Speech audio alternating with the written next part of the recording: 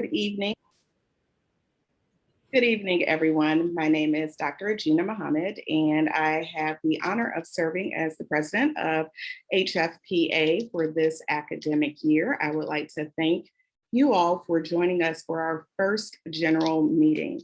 I'd like to take this opportunity just to give a brief overview about the Homewood-Flossmoor Parent Association, and then I'll introduce the panelists that we have here today. But Hfpa is dedicated to assisting and enriching communications with Homewood-Flossmoor families, staff, administration, and the community for the overall success of the HF student body. There are plenty of opportunities for parents to get involved and to be made aware of the various activities that are going on here at Homewood-Flossmoor High School. And our first meeting is one of several that we will have over the course of the next few months. And our meetings will be held virtually this year. We will try to hold in-person meetings at some point, but in light of everything that is going on currently, we thought that it would be best to maintain virtual meetings and also to give parents an opportunity to log in at your leisure versus trying to rush from work and get to the high school to participate in meetings. I'd like to introduce the Vice President of Programs for Hfpa, Ms. Natalie Mccoy. Hello. And we have Dr. Bonds Mansfield, who is our superintendent. Good evening. Dr. Scott Wakely, who is our superintendent-elect. Is that the correct title for you, sir? That is correct. Good evening. We also have, and I probably won't get everyone's titles correct, but we do have Jen Hester. You're over curriculum instruction and professional development. Good evening, everyone. And Matt Light, I know you are over athletics, director of athletics. Good evening. Thank you. And because everyone is in different places on my screen, please forgive me. Dr. James Mitchum, who is serving as our interim principal, is also here with us this evening. Hello. And we have Craig Bantine, who is associate principal. Hello, everyone. And here's where I lose my train of thought in terms of who serves as which role for the departments, but I know we have several department chairs on the Zoom today. We have Mr. Dan McLean, who I know very well. How are you today? Good, thank you. Thank you. Mr. John Miller. Hi, good evening, everyone.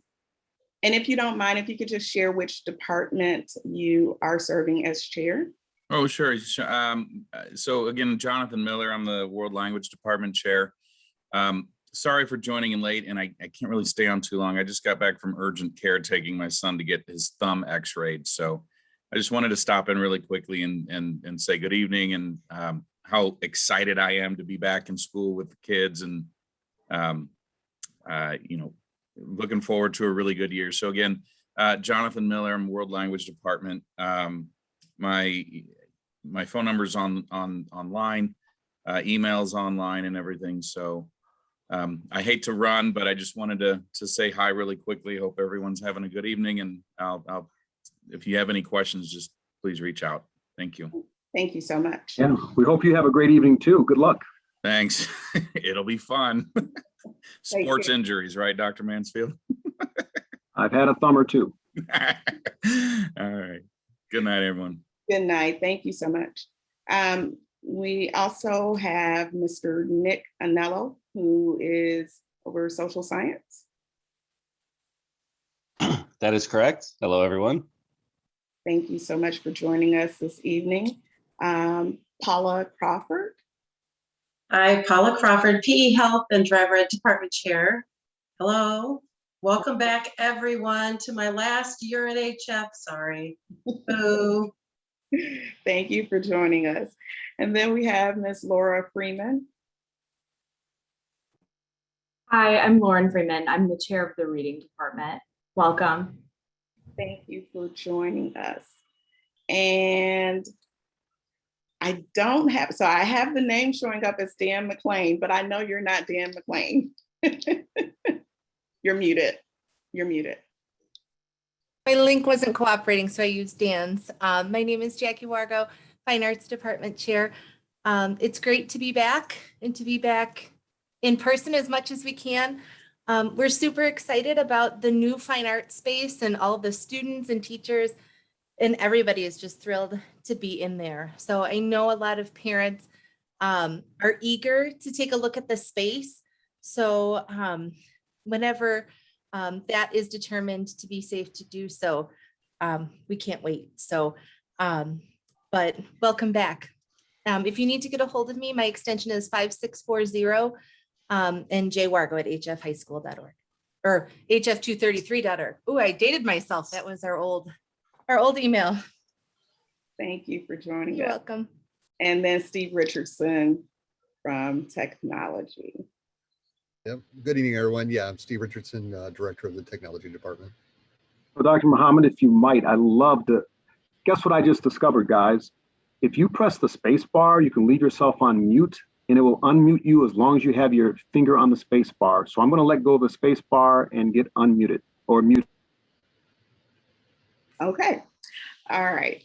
So we are all still, after 18 months, working through technology and learning new things. So again, thank you all for joining us.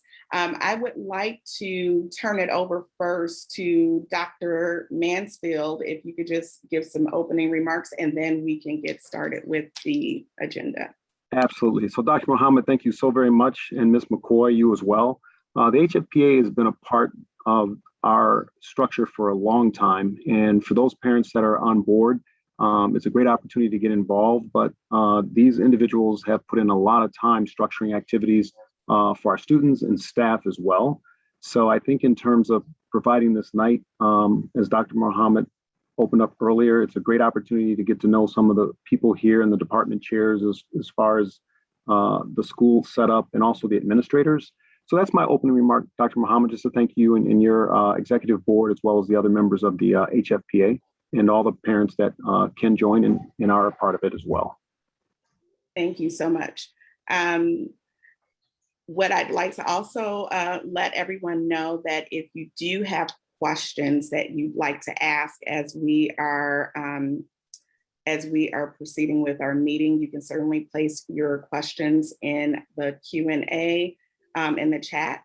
We will make every attempt to answer your questions. If there are any questions that cannot be answered tonight, we will make sure that we make a note of it and make sure that communication is sent out with a response to any question that you may have that we may not be able to answer this evening. So I just wanted to make everyone aware of that option that you have available. So what I'd like to do for the sake of time, because I know our department chairs have been working all day since before 7 a.m. and I'd like to always give them the gift of time back. I would like to give our department chairs an opportunity to provide updates on what's going on with their departments, if there's any information that parents need to be aware of, in case there are any upcoming deadlines that parents should be made aware of.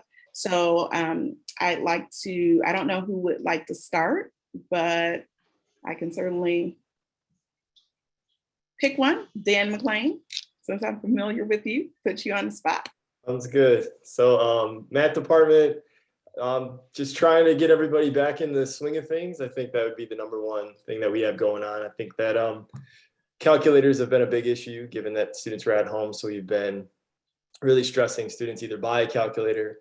If they need to rent a calculator, we do have a few for that purpose. So that's going to be something that if you were interested in buying or renting, just you can email me. My email is dmcclain, DMCCLAIN @hf233.org. And like I said, we're just getting back in the swing of things, getting back in the routine. So I think yeah, as far as the math department is concerned, we're just trying to get those math skills where they need to be successful, moving forward and on the SAT and those kinds of things. So that's what we have. Thank you so much. Mr. Anello? All right. So once again, I'm the social science department chair.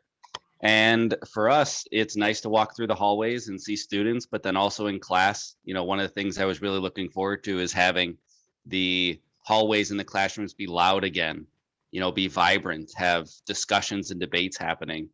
So it's been really fun to just kind of walk around the hallways and see, economic simulations happening, debates going on in our history and government classes, the energy and the way in which a lot of my staff gives students a voice and kind of, shaping their own opinions of who they want to be and who they are, has been really fun to see over the last few weeks. So I'm looking forward to even more of that as we get back into, in-person learning, which is what we've all, helps give us the joy of teaching and seeing students grow throughout the year. So that's what's going on in social science.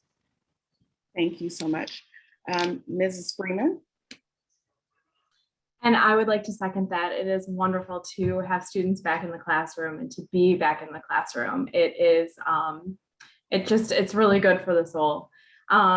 I'd like to report that the library is back up and running, business as usual. So students are certainly able to come in and check out books.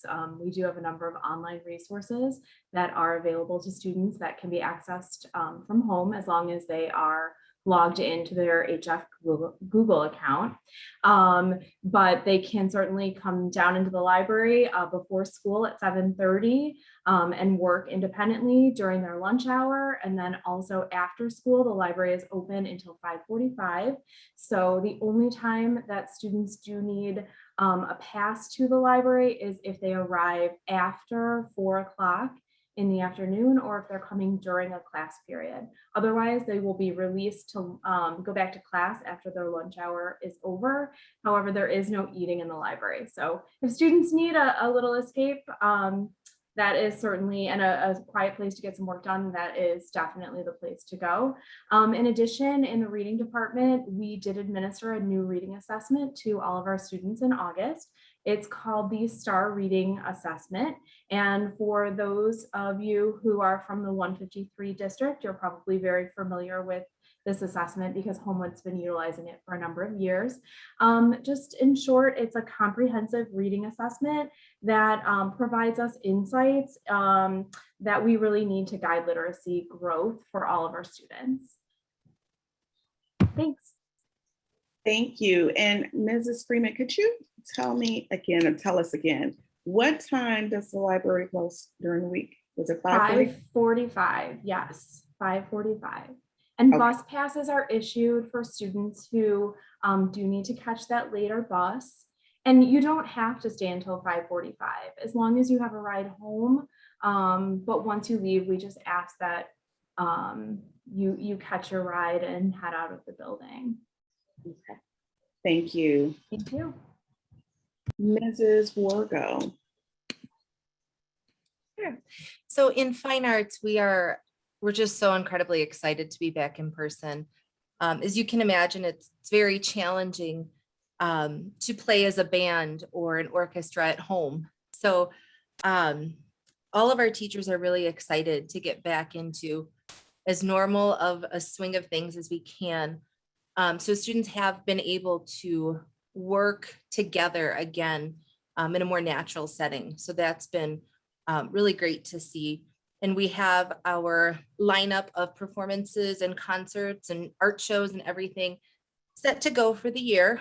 But I would just say to maybe keep an eye on those just in case, if we have to maybe make any adjustments in terms of safety, or if any of our outside venues ask us to go remote, maybe with the art shows. I know a lot of those are, all of those entities are really striving for in-person events this year. I think everybody just missed it so terribly last year. So you know, we're just excited to be back and do what we do. We've already had some performances happen. And we've done some alternative formats just to make it as accessible as possible to as many people as possible. Hosting some things in a streaming format, doing some concerts outdoors to take advantage of the weather as long as we can. So we are excited to bring the arts back to the community. So we're just happy to be back. So if anybody has any specific questions, certainly please contact me and I will be more than happy to answer those questions for you. Thank you so You're much. welcome. And as a matter of fact, we actually have 2 questions that I missed when Mrs. Freeman was speaking. So I'm going to read those questions live, and if you don't mind answering. A parent would like to know, how do we get the reading assessment results? So we just completed our testing within the last week. We're catching up with some new students who have transferred in, and then some students that may have been absent. And those results will come from the assessment office very soon. Okay, thank you so very much. All right. And I apologize. I did forget to mention my contact information. Should you have any additional questions, please feel free to reach out to me by email at lfreeman@hf233.org, or my extension is 5009. Thank you. Mrs. Crawford. Hi, in the physical education department, we are just excited as all get out to be out and about. I mean, the campus looks wonderful with kids in canoes, on the tennis courts, all over the place. And we're really doing our best to get them as active as possible and be safe and just get as many activities going on. So we've been doing tennis, canoeing, soccer, football, step aerobics, dance, backyard games, softball, and a lot of different fitness activities already. And then one thing to remember is, as the weather cools down a little bit, we're still going to try to stay outside as long as we possibly can. So make sure to send sweat clothes along with your students that they can put over the top of their PE uniforms and wear for activity. And then in the driver education department, we've added 7 extra sections for behind the wheel to provide more students with instruction during the school year and the school day, and then use those cars year round. So I'm sure there's a few questions about driver ed at some point, and I can answer all of those. My contact information is pcrawford@hf233.org. It's best if you email me, then I can look up your student, give your student's ID number, because there's lots of questions about permits and ways that they can, or forms that they may need. And then I have all the information I need to get the answers back as quickly as possible. So yes, so excited to have the kids back. Love all the smiles and activity. And these kids have been wonderful. So thank you, parents. Thank you so very much. We do have a question related to fine arts. So the question is, are you all going to incorporate dance into fine arts, ballet, jazz, or tap? Right now, dance is currently housed under the PE department with Mrs. Crawford. So at the moment, fine arts consists of visual arts, music, theater, and media. So currently it is actually not part of fine arts, it is part of our PE department. You know, Dr. Muhammad, I might ask, and I'll add, and I'll let Ms. Crawford say a few words. We do have advanced dancing, and we could very well, depending on the caliber of the students, create an additional advanced dance as well. And Ms. Crawford, I don't know if tap or any of those other types of dance would be included or not, so maybe you can speak to that. Yes, and the intermediate and advanced dance, ballet, tap, jazz, all of that is already included. And our beginning dance is the basics of dance, which includes a little bit of everything, so that the kids get just a taste of the dance program. Also, right prior to COVID, we had spoke about possibly doing a cooperative class with fine arts. So that is something that we have been in discussion about. But right now, yes, it is all housed in their physical education class. So they can take the beginning, intermediate, and advanced dance courses through us. And then we do put on a dance performance show in May. And my apologies, because I just saw the question come up prior to, and I just immediately thought fine arts. It's hard to keep up with where everything is housed. So thank you so much. I have another question. This goes back to Mrs. Freeman. The parent would like to know, how often will students take the STAR reading assessment throughout the year? And are there any other departments using STAR as well?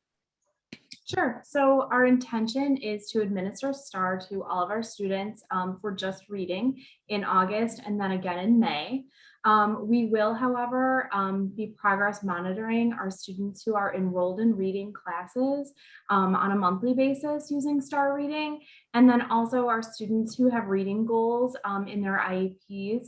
We will also utilize STAR to monitor, progress monitor their reading as well. As far as any other departments, we are only using STAR reading at this point. Thank you. Mrs. Hester, Dr. Hester, you want to give your report for the Department of Curriculum and Instruction, please? Yes. Once again, hello, everybody.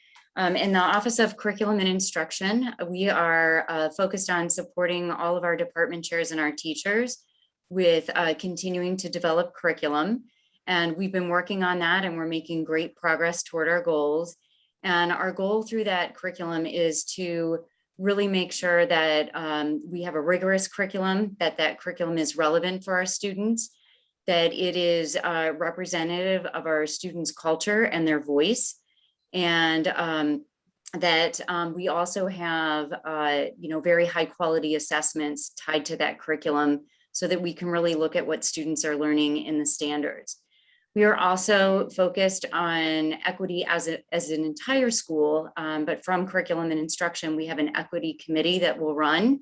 And we are very happy, if parents haven't heard so already, that we have a coordinator for diversity, equity, and inclusion this year. And that is Mrs. Catherine Cook. And she will be working on leading that committee as well as professional learning efforts. We also, although it comes out of our multi-tiered system of support office, we are collaborating and working with social and emotional learning curriculum this year. And then finally, one of our efforts is to really listen to our kids, listen to our parents, and really listen to our teachers and look at what student learning needs are in the future and how we can flexibly and responsively respond to our students. So we have a group of teachers working that will reach out to students and parents as well. And we'll be looking at flexible learning designs using the lessons learned from last year, what we learned this year, and looking forward to the future. And then a lot of work around college and career readiness in relationship to school improvement. And I do just want to say one thing. We have 3 department chairs in the content areas not with us this evening. One of those I want to introduce, we have a new department chair this year, and that's Mrs. Jeannie Miller. She is our department chair for English. We owe her an apology because she was not on our list for this evening. So we tried to quickly get her in, and but she's got a lot of great things going on. One message from that department is that they, based on results and data from last year, will very much be building skills and working on writing. Of course, they're going to be working on all the other aspects of English language arts as well, but writing will definitely be a big target, as long as well as critical thinking and communication. We also, our department chair from Careers to Education is Kevin Thomas.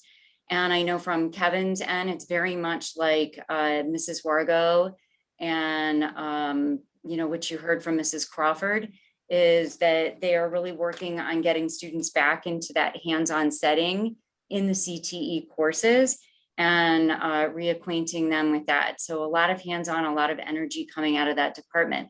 And finally, I'll wrap it up with science. Miss Kim Smith is also not here this evening. And from a science perspective, reacquainting students with science processes, the inquiry process, and also really working through integrating the math skills into science and our STEM skills as well. And so again, it's been a long time since we've had students in the science lab.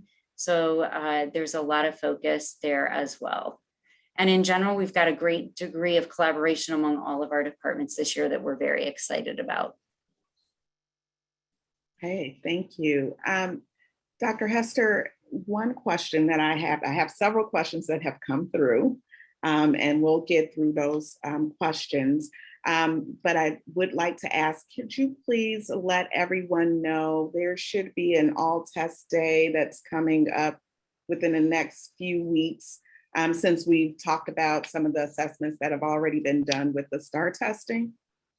Yes, great question. So we would have an all test day coming up. It's the week of the Columbus Day holiday. And we will be sending out information soon that due to really, circumstances with substitutes, but I also want to lay anybody's fears in that we will not be testing all students on the all student test day. And what I want to reassure everybody, in case anybody has fears, how will I know how my student's doing in progress toward the SAT? How will I know how they're doing in terms of growth from year to year? That SAT suite of assessment is already set up to provide us with great data. And we have historical data on our students who have been with us, so that we're confident that we'll continue to have any information and that students will have any practice that they need toward the SAT. And I will tell you, just from looking at curriculum maps and working with our department chairs, the SAT practice and skills are embedded, but there'll be a more detailed communication that will also let parents know of additional opportunities that they can seek to support the SAT. And how will, who will be testing on the October test date? Is it certain grade levels, or? We will be providing the opportunity for students to test for the SAT NMSQT, and that is for the National Merit Scholarship. So again, we'll send that out with detailed information about grade levels, the dates, and the time and the information. And just for clarification, because I'm looking at this question, the PSAT will not be administered. The PSAT will not be administered in October. Okay, thank you.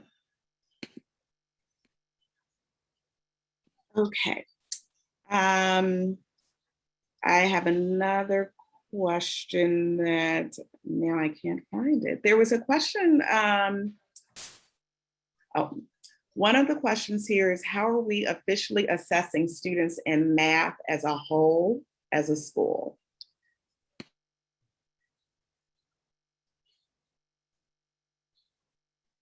So, I mean, typically we go like as a whole would be the SAT. So the spring SAT would be the way that we assess all of the students.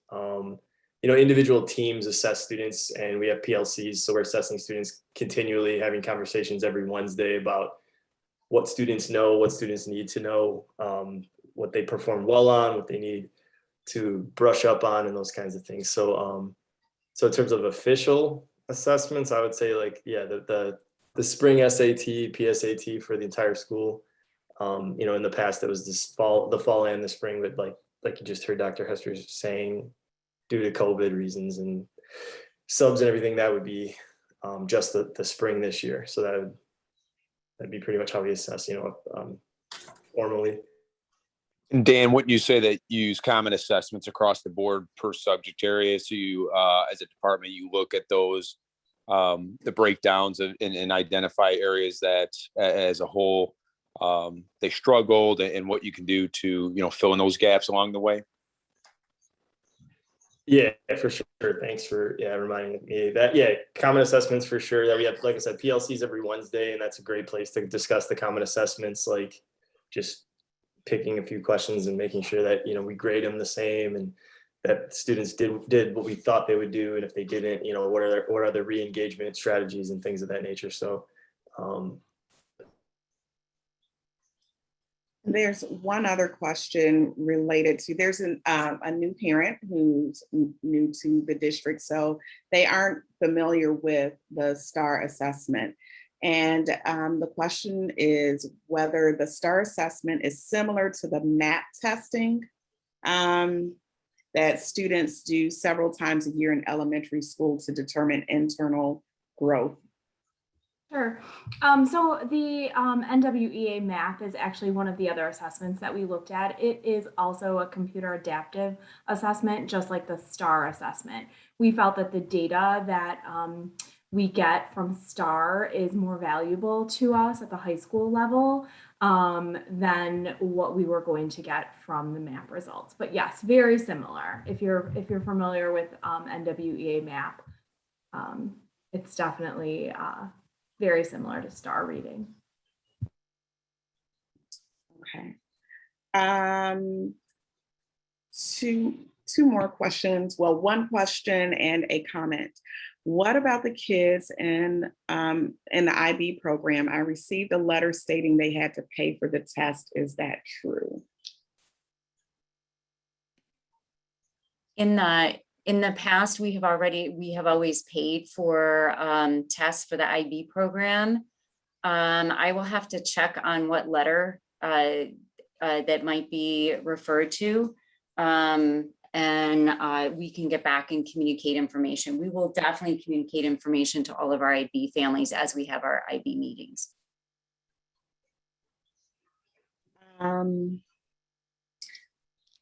Okay. This is a comment related to testing. It seems as if we are not officially offering testing that we have in the past. I am concerned that parents are asked to fill in gaps. In the past, we did not. I do understand the lack of subs. So I know I led with subs. That probably wasn't the smartest move. But what I want to assure everybody is that we are providing the testing needed to find out the information. So, districts can choose whether they want to do a pre and post test method, or whether they really just want to give the PSAT 9, then the PSAT 10, and then the SAT. And that suite of assessments is designed to give us all the data that we need with just one administration per year. The pre and post test is extra. We would rather have that time back for instructional time versus to assess. So we're really not losing anything. And when I made the comment about historical data, we have data from the past that we get the same results. We get the same information. So whether we test the kids twice within 1 year, or whether we test them just once, we're getting the same information, the same predictability toward the SAT. So we feel really confident in this choice, and maybe even without being pushed there a little sooner, probably would have gone to this place anyway, so that we're not testing as often. Thank you. What steps are being taken to get students acclimated back to the in-person learning? I can speak to that, and then if any of the department chairs want to join me. So we've made a concentrated effort as a staff to really talk about how to welcome kids back, both socially, emotionally, and academically. And from a social and emotional standpoint, as I'm sure all the parents know at this point, we've added Viking Compass, which is an advisory period. And that advisory period really focuses on building relationships, working through certain what we call social and emotional competencies. So things like self-awareness, responsible decision-making, social awareness, and just really, building an individual in their emotional skills. In addition to that, all of our teachers really focused on a strengths-based approach, and really thinking about as kids come back and welcoming them into the classroom and really letting them know, no matter what kind of year they had this year, that they have strengths and attributes, in the classroom. We talked a lot about really helping kids to build their social identities and their academic identities. In the classroom, one of the things that most parents should have experienced or seen is that teachers work to build norms. So social norms, academic norms, that actually talk about how a class is going to work and how they're going to come back together. Our teachers have really worked to build expectations for how to work together in the classroom, but then also really introducing students back into working on skills if they need to introduce back into some skills, but then also building capacity for certain assignments and for longer extended tasks. So any more information from the department chairs? Sure, I can chime in. I would have to say that we are actually noticing that students have really been craving that interaction. So I've noticed in my own classes, and as well as some of my teachers in the department, that students are, they seem to be reaching out to each other more. They are being very kind and considerate in the classroom, offering to help each other out. So even though we've been away for a while, it seems that, I guess at least in the experiences that I've had, that students seem to be really enjoying being back together and being able to socialize in whatever way we can. So I've seen only positive things in that regard in the classroom. No, Dr. Muhammad, I'm sorry. Did we answer the question? There was a parent who had the question about the STAR. We had parents that have transferred in, or some of the districts did not use STAR, and they were curious about an additional explanation of actually what STAR is, and is it similar to even the MAP test? Right. I think that question was answered live. I'm going to, there are several questions that we will save for later because I want to make sure that Mr. Like is able to give his report. So parents, just bear with me because we can go back and answer some of those other questions that are coming through. So I want to give you an opportunity to give your report for the athletics department update. Good evening.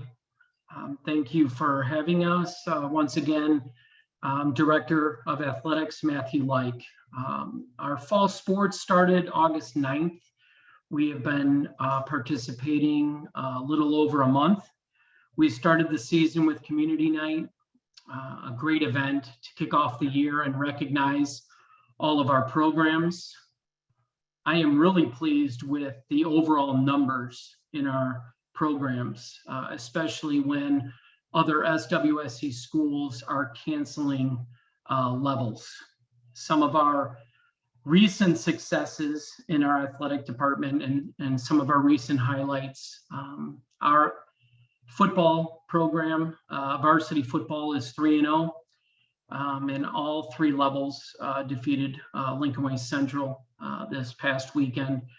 Our varsity boys cross country team placed first as a team at the Revis Invitational just this past Saturday. And at the same event, Caroline Shane, a member of the girls cross country team, was individual champion. She's been individual champion at 3 different events so far this year. And at the Revis Invite, Caroline ran the fastest race in the 50-year history of the event. Our varsity boys soccer team has won 2 out of their last 3 games. Our girls volleyball team had a recent victory over Oak Forest High School. I am really excited to see what all of our teams can accomplish in the IHSA State Series. Thank you. Well, we have several questions, comments related to the process with the football game lottery, and that is next on the agenda topic items. I'll combine this comment and question. What will the guidelines be for upcoming football games? The consequences that were subjected to all students seem extremely unfair to students who follow the rules and regulations of HF on a daily basis. It would be beneficial, in my opinion, to develop more school spirit through popular music and organized cheers. This has been done in years past. Why was it missing in the first home game? I hope administrators see the importance of these games to create a sense of community among students. There's another question or a question. Will the football game lottery continue? And if so, how will they be sure to not have the same kids going to the games? It would just be nice for all students to experience a game.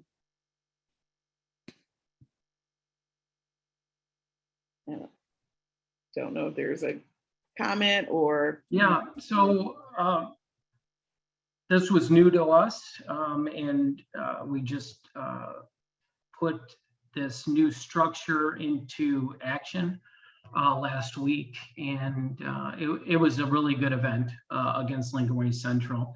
And to be honest, we were under the number of student athletes or just students to register to be part of our student section. We were under the number. We didn't even have to go to the lottery at this point. So there's still opportunity there for any of our students to get involved in that student section. And I would encourage them to get registered, and we can move forward. Okay, thank you. There is a recommendation here to add more security to deal with the disturbances instead of limiting student participation. The players need the energy of the crowd. All right. I think those are all of the questions or comments related to football games. Dr. Mansfield, Dr. Wakely, Mr. Mitchum, I don't know if you have anything further that you would like to comment upon related to the new process? No, I think Mr. Light made mention of what we tried to put in place to make sure those students who want to be at the game are enjoying the game. One thing I didn't see answered, Mr. Light, that we probably can rekindle is the Kedzie Crazies or the students that were really super cheerleaders that came in to speak with the athletic department prior to the games. So that would be something that you may want to discuss with some of those student cheerleaders once upon a time who were actually positive influences within the stand. So that's the only comment that I would make. Vaughn, I would also add that, the senior section did a really good job at the game, second game, of trying to get the students involved. They were doing the little chants, they were doing those cheers. Being in the student section in the first game, and I know, we're not saying that we were consequencing all kids for a few students, but I was directly in the middle of the student section, and unfortunately, there were a large number of students who were not behaving the way we would expect our students to behave, in terms of throwing water bottles, pop bottles, pennies, quarters, nickels, those types of things. And obviously with a large student section, people stand up. It's difficult to identify who was doing that. But that's not the only reason we limited it, but that was part of the reason. But when I spoke to the seniors and some of the juniors and sophomores that were near the front of the student section on Friday, they were a little leery going into the game, as I had a meeting with several of those students actually prior to the game. And I just encouraged them, talk to everybody, get them to sign up ahead of time. So that way we're aware of who's going. But definitely, we'll look at that number. And I know we set a certain number, but it definitely is flexible. And we were keeping an eye on that. And we actually didn't even get anywhere close to that number. And I'm open to increasing that number as we move through the season as well. So my conversation with the students has always been just encouraging them to sign up so that we know who wants to be there. And the more we get, we can definitely consider raising that limit, but also that, circling back to that, when I was having that conversation, the games, the students that were there actually said it was kind of nice because all of the students that were there to enjoy the game and there for the right reasons, which is good. And that's what we want. And I do agree. I do want to increase those numbers as we move through the season, and make sure that our students have that opportunity to experience football games and basketball games and all types of activities, because we know that's a very important part of high school and high school experience.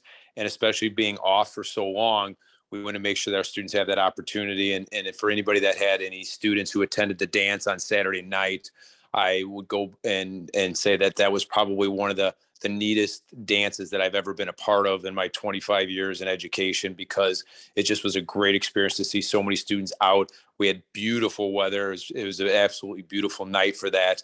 And the kids really had a blast out there. And once again, I tried to have those conversations with the students as they come to the dance and, while they're there. And I just, all the students were very complimentary and said, that was just a great idea and it worked out well. And so, that was another positive experience for our students. And we want to make sure we keep those things going as the year goes on. Thank you. I want to at least try to get through some of the comments and the questions that may have been already answered, but I want to make sure that our attendees know that their comments or questions were at least addressed. There is a parent that does believe that one of the reasons that there was, a lower number than anticipated as far as the number of students who attended was due to the fact that the lottery deterred students from wanting to come to the games. There is another comment and question combined. In the past, tickets were first come, first served. Consequences of games were related to past procedures not being followed. Why weren't past procedures that worked followed? Also, is there a schedule for the concessions?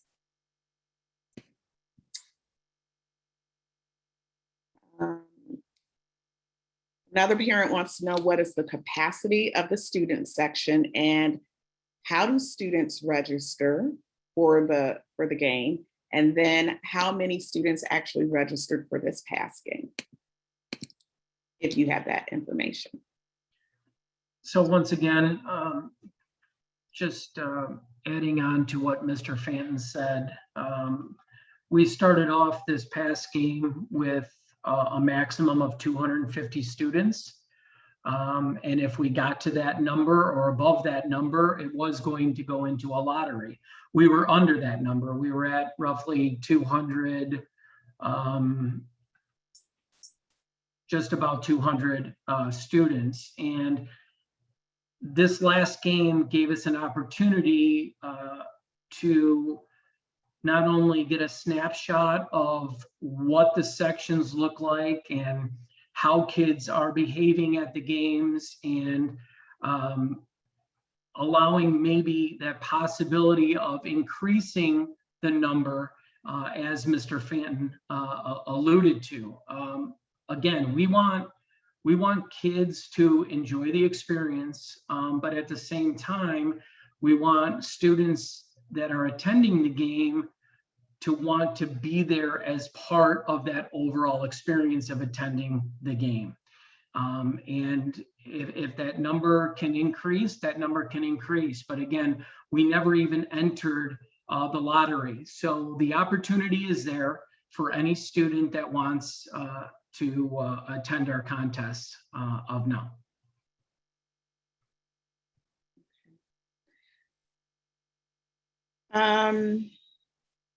Okay.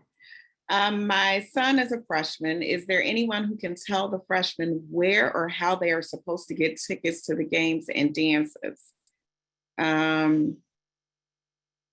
Apparently, the student wasn't aware of how he's supposed to be able to sign up for tickets or for the games or get a ticket for the dance. So unfortunately, this student missed out on the opportunity. We use the 8 to 18 platform to register for all extracurricular activities. That's activities and athletics. And we're using that same platform for our student body to register to be involved in the student section. So we have that information blasted. It was on VTV. It was through the FYI and on the district website. And the ways to go about it in terms of screenshots and how you register, and then how you go through the process of actually not only registering into the 8 to 18 system as a student, but then how do you register for tickets? So we broke that all down for our students and our parents and guardians. Okay. Will students be able to purchase tickets at the gate if they are not all sold out for games? No. And the outside fans are not either. All those tickets at this point are going to be pre-sale, both home and visitor side.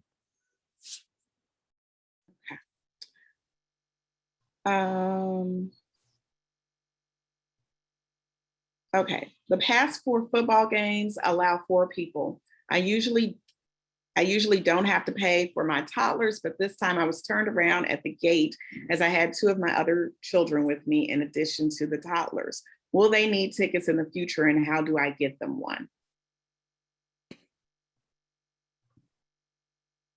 So we are allowing 4 family members per student athlete for varsity football, varsity cheerleading, varsity dance, and actually our marching band. So it's not just for the student athletes. That family pass is for 4 family members. We also have the opportunity to purchase additional community tickets through the campus store. And we open that up 2 to 3 days during the week, going into the Friday night contest. And those are evening hours, roughly 4 o'clock to 6:30. And I don't know the exact days of this week. I apologize. Last week it was Wednesday and Thursday evening going into the Friday contest, but those additional tickets are available. Again, it is a limited amount, just to make sure that we don't reach our capacity in our home bleachers. But again, we just want everything to be pre-sold, so we don't have to deal with ticket sales at the gate. And then we know going into the event roughly what the total number is going to be at that contest, both on the home side and the visiting side. Will this policy roll over to basketball and other sports? And will parents also be able to attend games even if their child is not playing?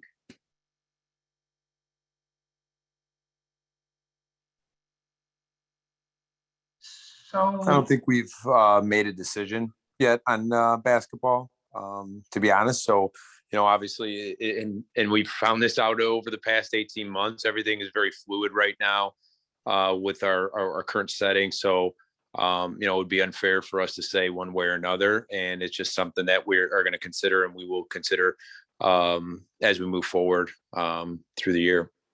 Yeah, the only thing that I would say about basketball, we hold about 1,800 people in that gym. Depending on what, COVID looks like and all those implications, that may limit some spaces as well.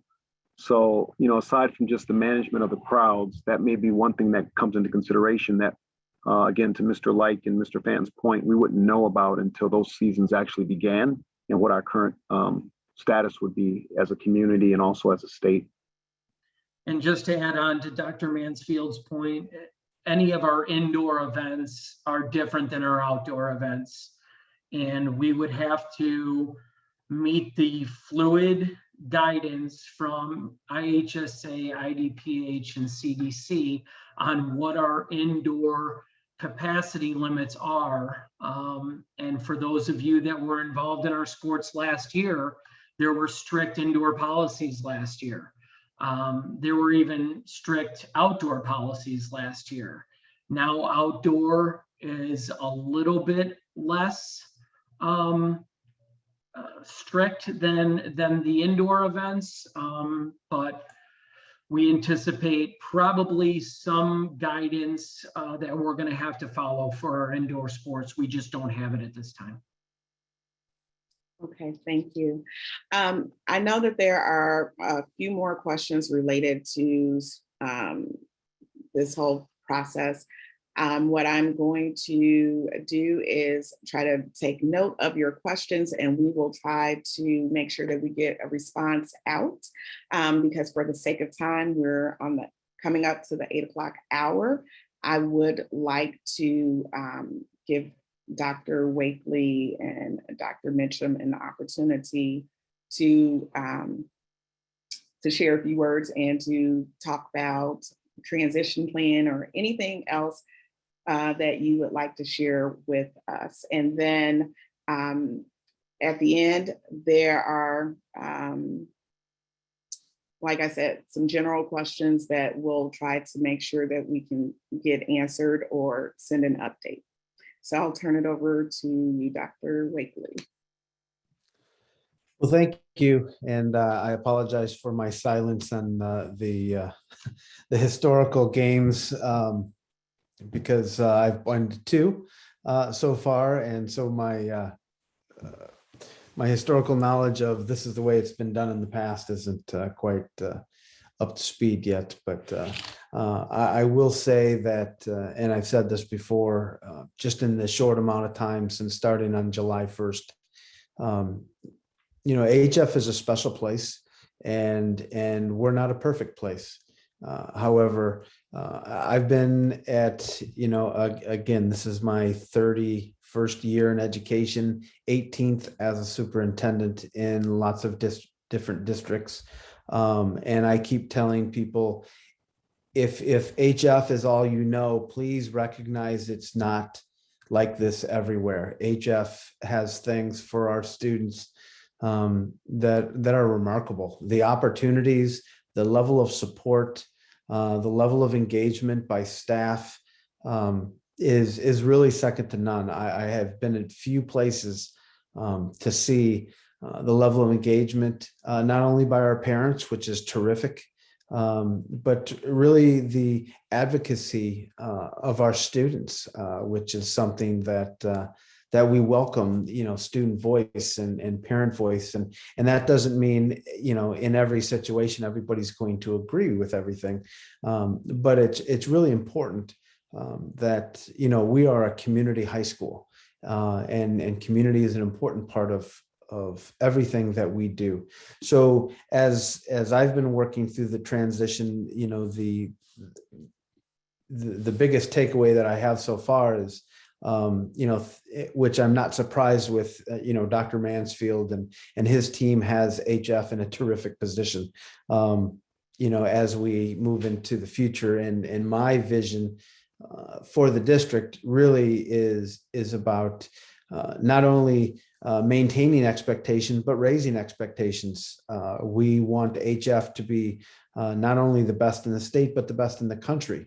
And really the diversity, equity, and inclusion and all the aspects that go along with making HF a very special, unique place are things that need to be celebrated. I think there are things that where other school districts really throughout the country want to look at a model, HF needs to be that model. And we need to continue to raise our standards and build on the foundation that Dr. Mansfield has set up. And I'm so appreciative of the work that he's done over his 20-year career. It's really amazing. Some of the things that we'll be working on is really moving forward the strategic goals that have been set forth that really kind of had unfortunately had to be put on pause because of COVID, but looking at things that, for example, future ready, are our students future ready, whatever that future might be. Certainly there's our career pathways, looking at opportunities. We've talked a lot about SAT, and while SAT and those academic achievements are very important, it's only a part of who students are. And we want to make sure that our students are more than test scores.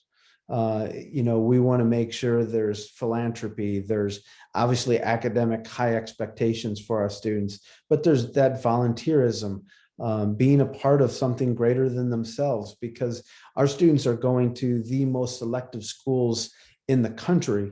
And one of the things that separates our kids from other students is the complete holistic approach and opportunities that our students have that really, our students who are going to Harvard or Illinois or UIC or U of C, any of the great schools in Illinois and around the country, all those students are smart.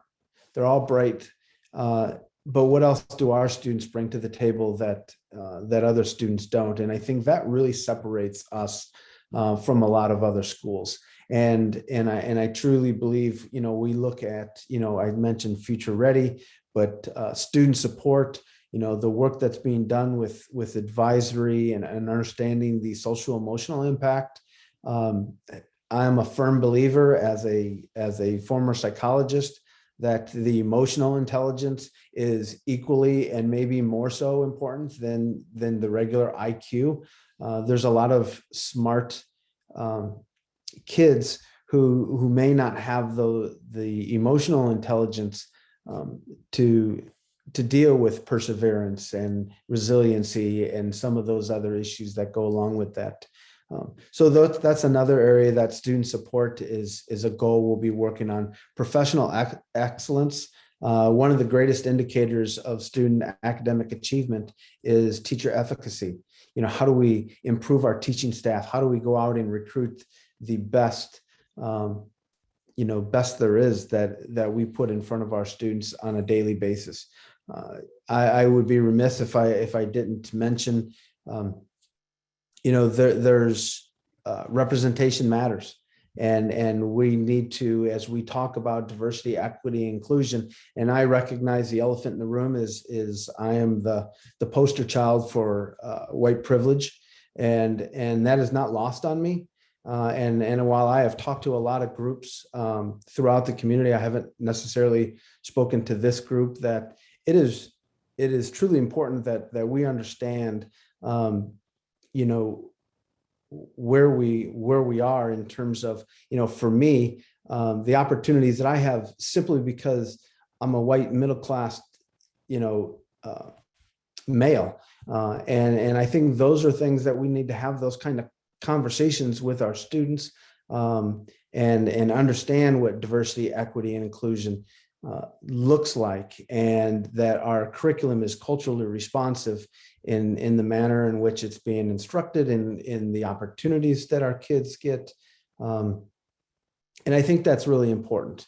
And I think we will work extremely hard, and with Catherine Cook, our equity coordinator, being able to infuse that voice and that opportunity. And again, I think we're a model for the country.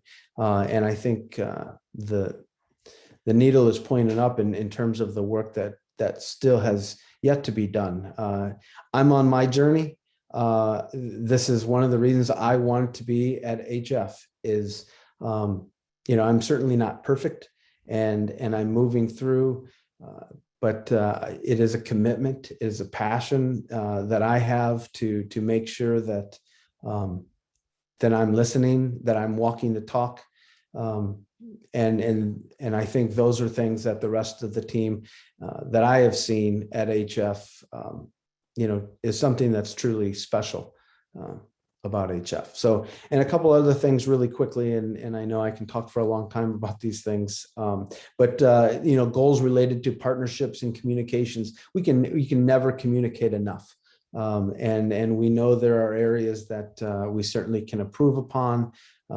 Continually, we have terrific facilities and opportunities, but optimal facility is another goal area, as well as finance, making sure we're good stewards. Everyone in our community is making a financial investment, and we want to make sure that there's an academic return on their investment via their property taxes. But that's important, that we need to be good stewards, and we need to make sure that much is given, much is expected. And our parent community is very good about expressing those needs and expectations, and we would expect nothing less. So I know I tried to cover a million miles in a very short amount of time, but I do hope to, in the coming weeks and months, as we kind of round out this year, start to roll out some things that we look to do in the future, and continue to build on the excellence that Dr. Mansfield has set forth. And again, it is a blessing for me to be here. And it's truly an honor to work with our students and our staff and get to know our parents. And I think this is just the start of the journey.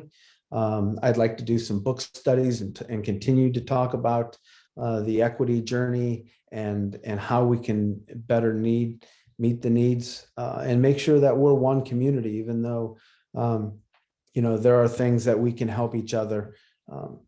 We learn by having impactful conversations and being authentic and being real and not being divisive. And that's what I really love about this community. I think those are things that we will do at a greater extent as we move through this school year and into the future. So again, thank you. I can't thank this community enough for allowing me to serve, and it's truly an honor. So thank you.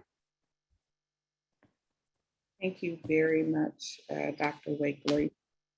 I think, do we have some announcements of some important dates and events that are coming up that we need to make at this meeting? I don't know. Dr. Mansfield. I'm not sure at this point. We were talking about college night and a few other things that will be, posted on the website that are coming up within the next week or two. Aside from that, I'm not sure. I know there was one question about parents posting how to get tickets to away games. So Matt, I don't know if there's a quick answer if other schools have limits as well. If you can answer that very quickly. Yeah, so in my discussions with athletic directors of the SWSC, a lot of the conversation is similar to conversations that we're having at HF on adopting models or similar models to what we currently have in place, and also doing what we're doing with visiting fans, and that is delivering 750 tickets to visiting fans to allow those parents and guardians, first and foremost, the opportunity to watch their child play. So, and then they sell those tickets out of their athletic offices. I do anticipate some other schools adopting that similar policy. Well, we will have tickets in our athletic office. I haven't heard from any of our upcoming opponents at this time. And with that being said, if we don't know that process going into the week, that would mean that they are operating as regular and allowing just parents to do walk-up purchases at the gate. But If we do get that information from the school that we are traveling to, we will get that information out as soon as possible and get the ticket sales going for away contests in the athletic office.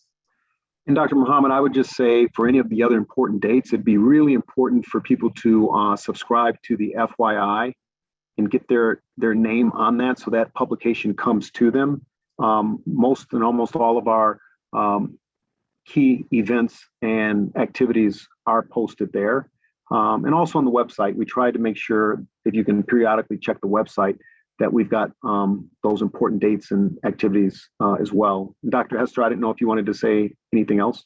Yeah, well, as the questions came, we will definitely send out the communication about the all school test day. And then the other thing that was on my mind was parent teacher conferences. So those will be early in November and they will be virtual again. And we will have, and that's based on feedback of parents from last year. So we'll make sure that we get that communication out with all the important information about how to access those conferences and sign up for them. And one last thing, I know we were talking. I will say, since you guys are online first, you get the heads up. There's a limited number of spaces because the teachers can only see X number of students. So do know once that link comes out, just sign on as quickly as you can. If indeed you're a teacher and you want to make a connection. The other thing that we've said, if your child is not doing well, parent-teacher conference is not the first time you should hear from one of our staff members. So we've talked about that today with our new teachers. So certainly it's going to be virtual, but please contact and reach out to your students instructor much before parent-teacher conference comes up.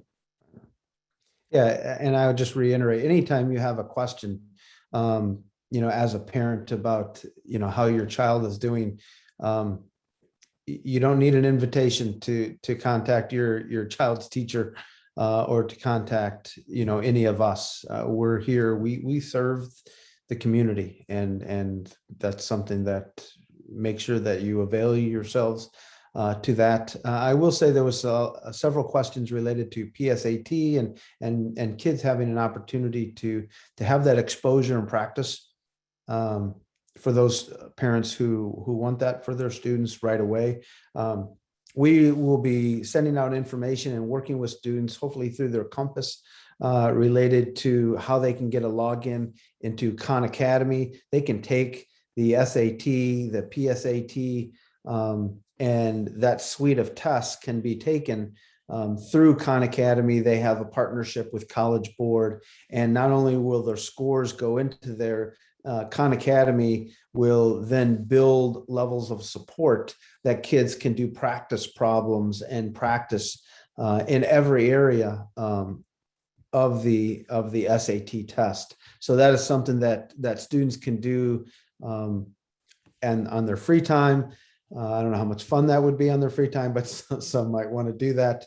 But there are other options. We want to make sure that students know, that they can do that anytime rather than waiting for, specific tests to be given. And I know that's important for parents to have students have that experience of taking that test, and they can do it as many times really as they want. And so we'll the important piece is it's free and of no charge. That's true. Yeah, everything is free on there. So we'll work on getting kids signed up and getting them logins. They can do that. They don't necessarily need us to do that, but we will help them. So if they want to go on through Khan Academy and do that on their own, it's a great, I know all three of my students had gone through and utilized that as a tutorial, to prep to take the test that counts in the spring. So. And I'll just say, as a parent of 2 seniors and a freshman, Khan Academy certainly helped. I would also like to say in the last 4 years, I have never had a problem with communicating with my children's teachers. In fact, something that I do and I tell new parents at the beginning of each school year, I send an email introduction to each one of my children's teachers, just letting them know, I'm a partner. I give them background information about my students, and I let them know how they can contact me. So when it's time for parent-teacher conferences, our conversations are usually 5 minutes because we've already been in communication at some point throughout the year. And I will acknowledge that I am that parent who stays on Power School. So there are no surprises in my household, and I certainly have expectations. So I would just encourage parents, you know, the teachers are willing to answer questions. Just send them an email if there's anything that you'd like to know. They make themselves available. And many of the teachers will provide weekly updates. There's also the updates through Google Classroom that you can sign up for as well, just to get a heads up on what your students are covering. So all of the information is there at your disposal. I do want to leave or ask this one question simply because this was something new that HF implemented this year. A parent would like to know, how is Viking Compass going? So I think that's probably a great way to segue and to end our meeting on that note.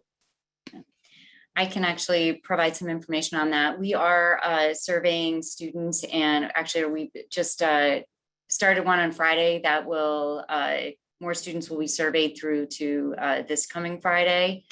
So far we're getting favorable results from the students. We can't really attribute all the results just to Viking Compass, but we do have some positive feedback from students. We have positive feedback from our teachers, and then we also have, you know, teachers as they're just getting into this for the first time, giving us from the administrative offices more feedback about how to make it even better. So we are excited about that. We're excited for the opportunities for social and emotional learning, then to bring in some education for careers and workplace experience, and then also really bringing in more about college selection and financial literacy into that curriculum as well. Thank you. Well, it is 8:22. I want to be respectful of everyone's time. I do know that there were several questions in the queue. We have made a note of those questions, and we will be sure to develop an FAQ that will be sent out with the response to your questions. So be on the lookout for that. We'll be able to post that through FYI, Dr. Mansfield, or either on the website? Sure, I would say probably both those places. I'll try to make sure that we get the answers and structure the questions and answers appropriately, and maybe get them posted on the website, but also through the FYI. Okay, perfect. And our next general meeting will be held on November 17th. So you will receive additional details closer to that meeting date and time. I sincerely appreciate all of you taking time out of your schedule today to join us for our HFPA meeting. So thank you and good night.